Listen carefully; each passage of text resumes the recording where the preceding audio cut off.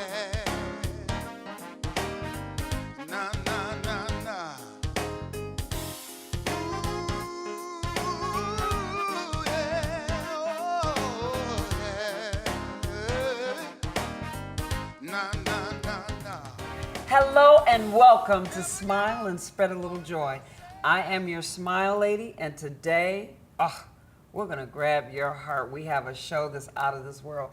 And I want to start out, for those who are tuning in for the first time, I want to break down the smile like I do on every single show, because I truly believe that every person was born to smile. Now, whether they embrace that or not, that's a different thing. But we're all here for a purpose. No matter how long or short the life is, you have made the world, everybody should say, when I met you, my life was better, not worse. So you should be making people smile. Now, for those who know the Smile Lady and all the Smile kids, grab your parents. We're going to go through the smile using basic sign language, and I want you to share that. So here we go, and they'll put it on the screen, and we're going to go with the support. Now, this is your S. Your S for support. And here you go. It takes a whole village to raise one child. Now we're going to go with the M. This is your M. Now the M in smile is motivate, and the sign for that is enthusiasm. Enthusiasm. And what is inside you that was inside of you? What you are meant to do. You've been doing it since you're about 6 years old, 6 or 7 years old. What is your inner motivation? We want you to motivate, don't hate. And if you're doing what you're purposed to do, you don't have time for negativity. You don't have time to hate. Now, the I, S-M-I. This is the I. Now, the I here, yeah, I need money. I'm a nonprofit. But my main purpose is to serve. You take your two X's and serve. Invest. Give back. Leaving this place better than you found it. Because if you think about it, the world wasn't the same when you got here, and it won't be the same when you leave. You can Google that. That is a fact.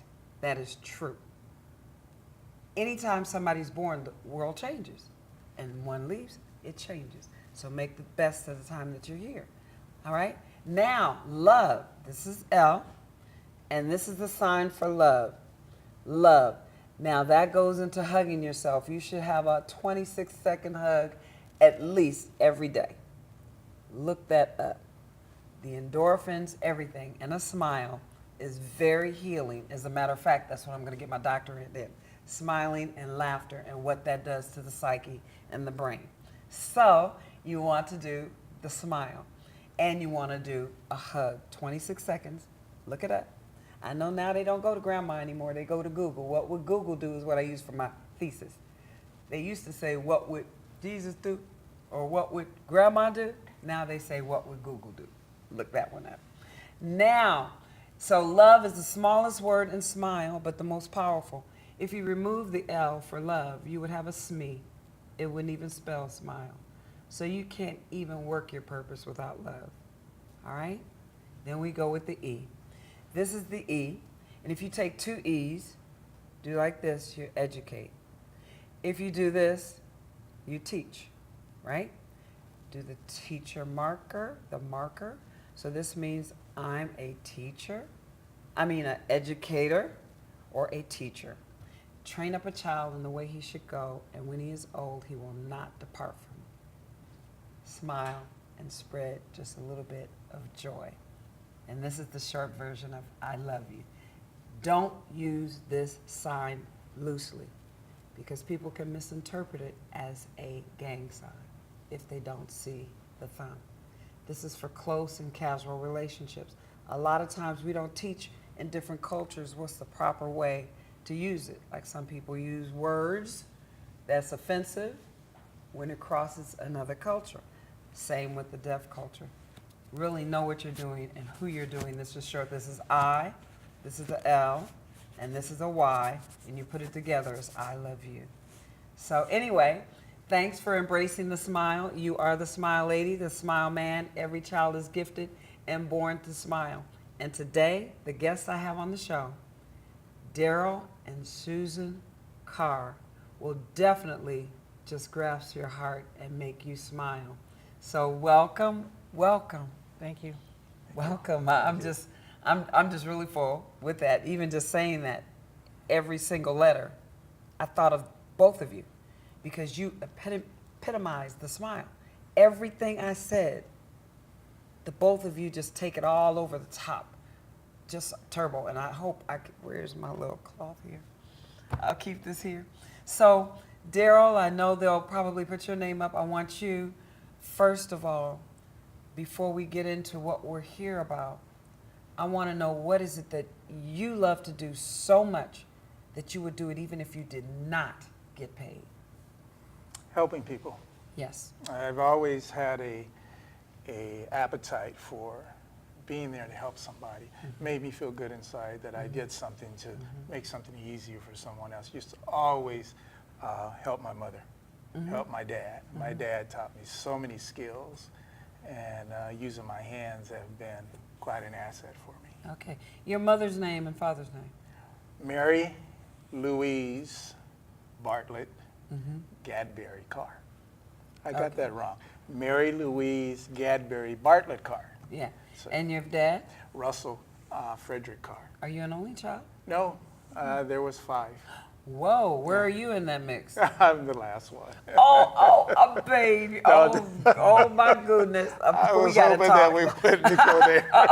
Oh my goodness, we got to talk after this, boy. Oh, so that is so cool. And I know you're a photographer. Have you been doing that ever since you were younger? Did you love doing that like at 6, 7, 8? Did you like? Yeah, I did. I used to sneak the camera out of the house, and I got a really good picture of a cat, and it did something to me.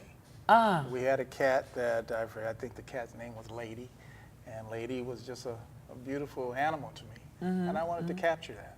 And I found the picture like maybe 5 years ago. that I Shut shot. up. Yeah. Now, people, you know what? I say this all the time. I am one that don't believe that a child should go to school if they can stay out until the 1st grade. That gives you an opportunity to see their gift and nurture the gift. Because if they get into school too soon, they tend to copy.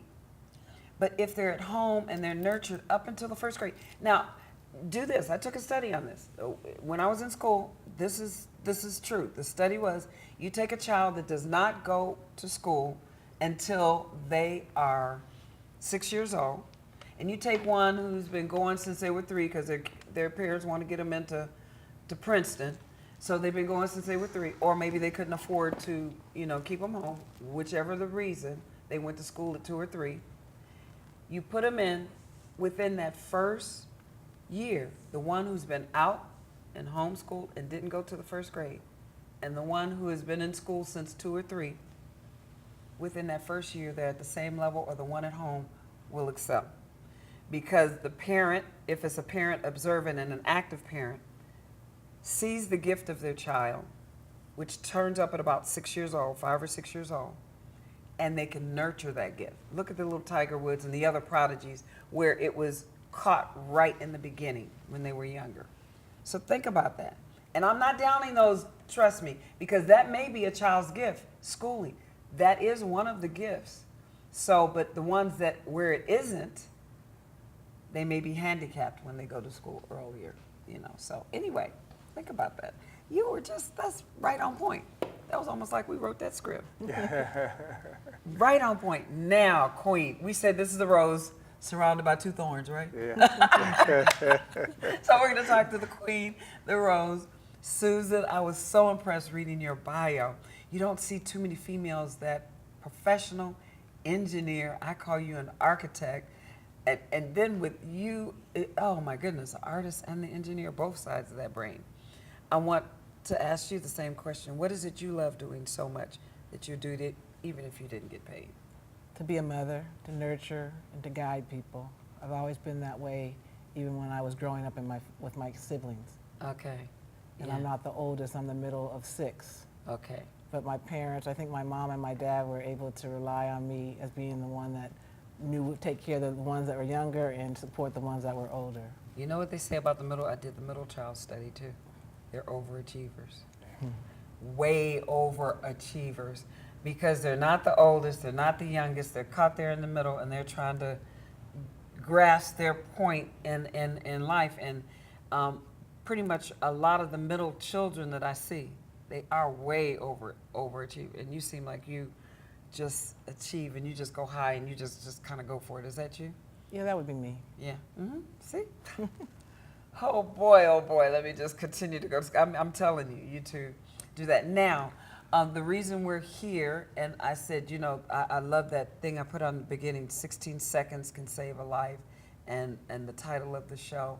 I want you to talk about your foundation and talk about a little bit about Justin Carr Wants World Peace. And we can go back and forth, you can go interact, whoever wants to start. Well, I just wanted to say that Justin was our only child, and he was 16 years old, and he died on February 22nd, 2013 from a undiagnosed heart condition while he was at swim practice.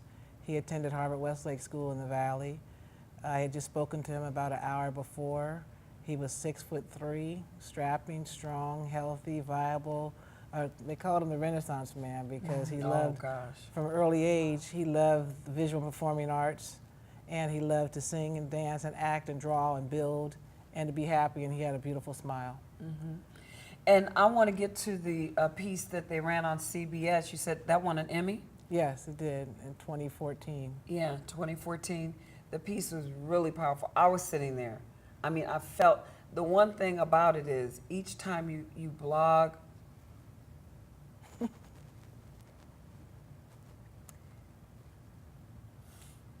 each time you blog or speak, even on the television piece, you feel it. That's the one thing that captured me about you even before. You guys are just such a magnetic couple. Here's my towel, y'all. Just forgive me. Woo. But the one thing that you do, you're living what you speak.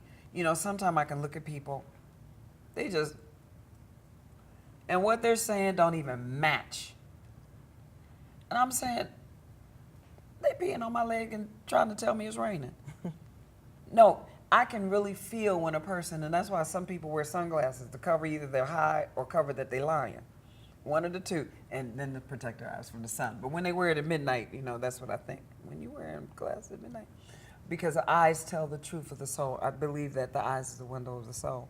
So with that happening to Justin, is that what motivated you, the motivation? Well, Darrell could speak to that, but at our the celebration of Justin's life, Darrell came up with a story that I didn't even remember happened, and that's what fueled the Justin Carr Wants World Peace Foundation.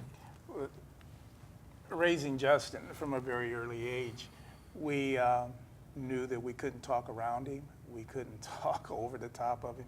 He figured it out.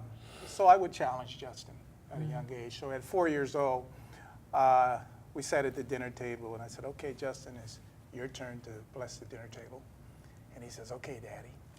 And I didn't expect that. I thought this 4-year-old would say, I don't know what to say. Well, he blessed the whole family. And by first name, we have a large family. I open up one eye, look at Susan, and said, our food's getting cold. But we didn't interrupt him. And then at the end of the blessing, Justin said, God, help us achieve world peace. And it knocked my socks off. And I really didn't know what I wanted to say at the funeral. But that story hit me about 3 in the morning, and I said, that's it. And so our foundation is Justin Carr Wants WorldPeace.org. And as a result, that's been our life mission, and it will be our life mission. Because Justin had founded an after-school program. Justin always wanted to help the underserved students. He knew what it was like to be told that swimming wasn't a sport, that being creative is not good. You need to be a football player or a basketball player. He used to say, Mom, it's hard being me. I'm black, I'm 6'3", and I don't play football or basketball. I'm a swimmer and I'm a creative person. So we knew that from an early age. You mentioned earlier about kids going to school before they were 6. Well, Justin attended, I used to work at Universal Studios, and he went to the daycare on campus. And about a month ago, I found what his teacher wrote about him when he was 3.5. And she said that he loved dramatic play. His art was getting better by the day, and that he loved to smile and help each other and sing. And that's who he was at 3.5. Exactly. And that's who he was when he passed away. Yes. Now, what she said, like I said, sometimes that environment is that child's gift. But if a child like my son, he learns better in nature, outside, touching things in the woods. If a teacher would follow him, he would be gifted. But sit him in a classroom or give him in a classroom. But this is a situation where children are cookie cutters. But if you have a teacher astute enough, see, you had a really good teacher that watched and saw what his gift is, which is usually what a parent does. And sometimes, like my mother was a baby girl of 23 children. Now, that mother probably didn't have time to tap into each one of those gifts. She raised us, single parent, 5. Sometimes you get so frustrated you can't. But that teacher was a blessing and an angel for him because he told the mother what we need to work on with this child together. And that's what I'm talking about. Sometimes your children have the wrong gardener. And maybe sometimes the parent is not the right gardener either. You know, you have these parents that need to kind of, you know, pass their children, and that's why it takes a village. Perfect for that story. That's perfect to bring both sides there. Now, with the foundation, what have you been doing since 2013? I know, but I want you to tell the world what you guys do so much. Well, Justin left a blueprint for us. He had See? adopted a school for underprivileged kids at Frank Parent in Inglewood, and he had written out and a lot of essays and things he wrote about what he wanted to do.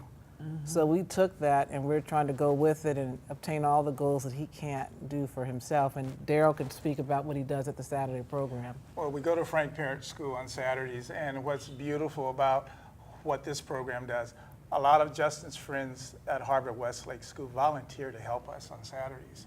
And that's really wonderful. And his art teacher, Mrs. Marianne Hall, teaches art. We tutor math. We've expanded to dance, and we've also are doing photography. So we're hoping that we can expand even more. This is some of Justin's artwork that he did. He never had any formal training. It was just through him. This is what he did for homework. So there's also a lot that we have on the website that you could look at. Oh my goodness, he is so gifted. I remember he was a member of AXO, wasn't he? Yes. Yes. He submitted his artwork the summer before he passed away, and I think it was the painting to music that he submitted, and he got an award for that. Okay, okay. Now, you have this little machine here. Well, Justin died from an undiagnosed heart condition called idiopathic cardiomyopathy, and we didn't know he had it until we got the coroner's report and he died. I had just spoken to him, and they say a lot of students and a lot of student athletes die from sudden cardiac arrest. So Darrell and I, our gift to each other in honor of Justin's 20th birthday that's coming up on September 13th, we purchased this machine. It's a handheld device that can gauge the echocardiographic electro properties in the heart. So for a student age 14 on up, so it looks at the student athlete's heart. But as I said, Justin's condition didn't have to happen when he was exercising. It could have happened when he was asleep. So there's a Safe Heart Screening, is a nonprofit organization that was formed after they saw Justin's story on the news. And in honor of Justin, for his birthday, they're going to do our first testing. That's going to take place October 16th at St. Mark's Episcopal Church in Altadena. This in 16 seconds. From what is it, 10 a.m. to? 10 to 4 p.m. Yeah. And, you know, Darrell and I purchased this, and it sat in the box until last week. It's kind of a painful thing, bittersweet, wishing why didn't we have this for our son. But long story short is 16 seconds, that's all they need to get the rhythm of the heart, and a 1-second diagnostic test, and it'll read out if you have an abnormal condition that will require further heart testing. So this is the first step for any kind of athlete, student athlete, age 14 on up. And as I said, Justin's favorite color was blue. This is blue. We're going to try to save some lives since we didn't have a opportunity to save Justin's. Okay, see? Well, it's one of those situations where that's what Justin would want us to do. Yes. And, you know, we don't really have a choice in it. We're going to do it. And you know what really gets me? I used to get up every day, open up my computer to see the writings from you. I really did. It's almost like I was hooked like a soap opera. And then, you know, when you say, I couldn't make this stuff up, there's a butterfly. And then I couldn't make this stuff up. Do you know who came here?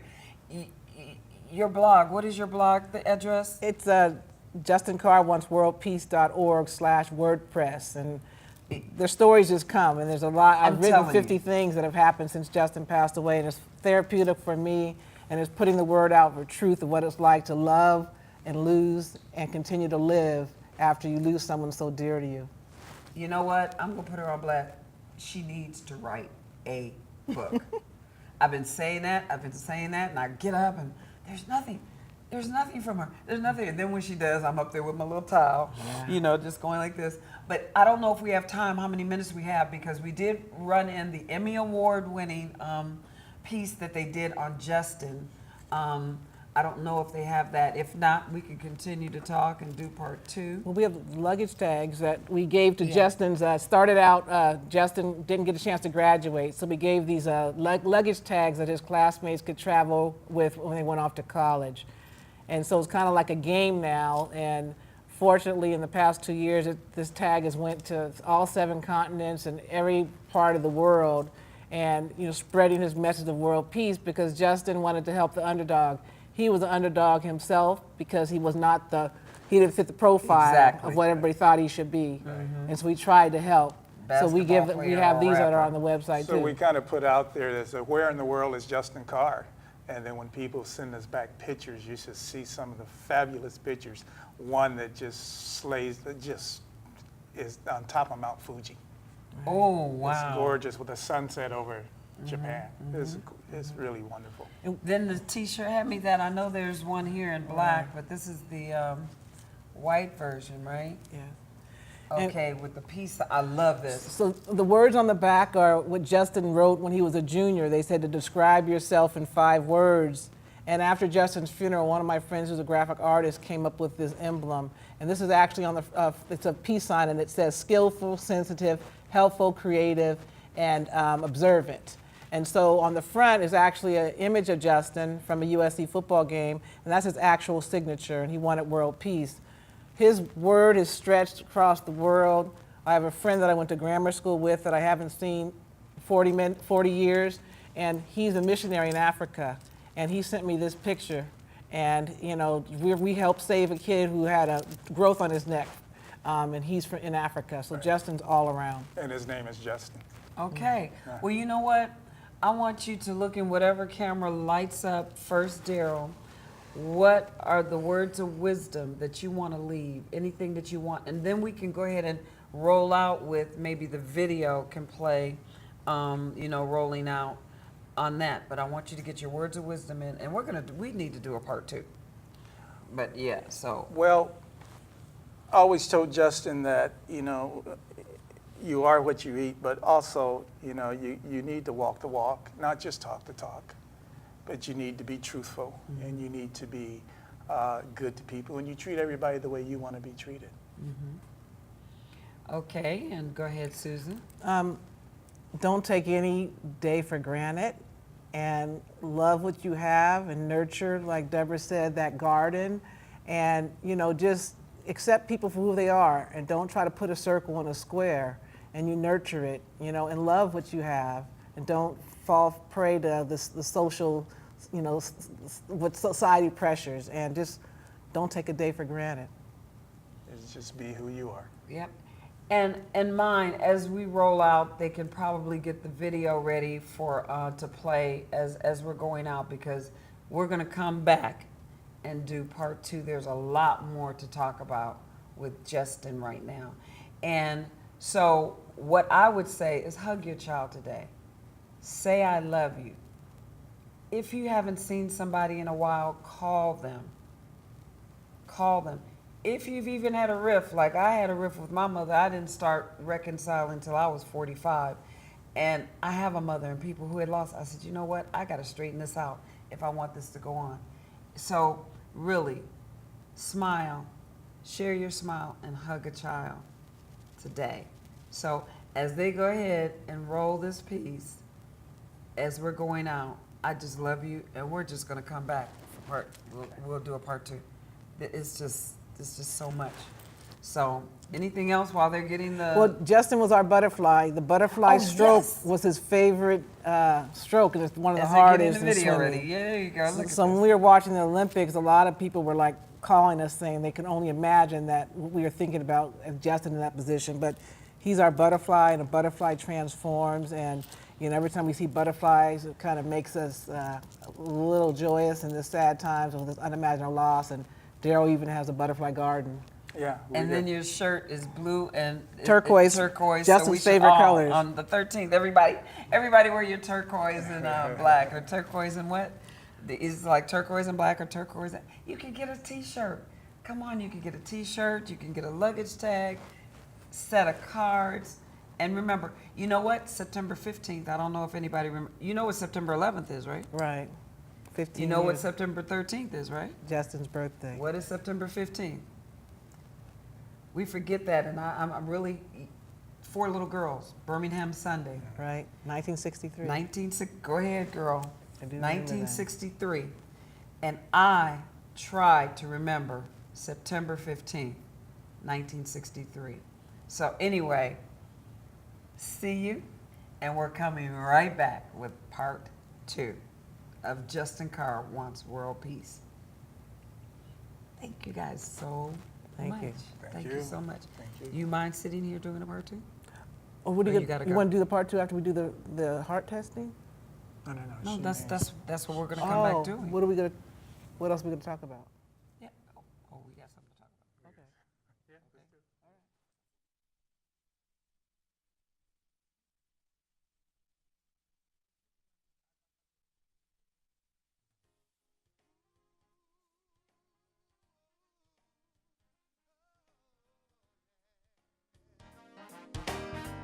Na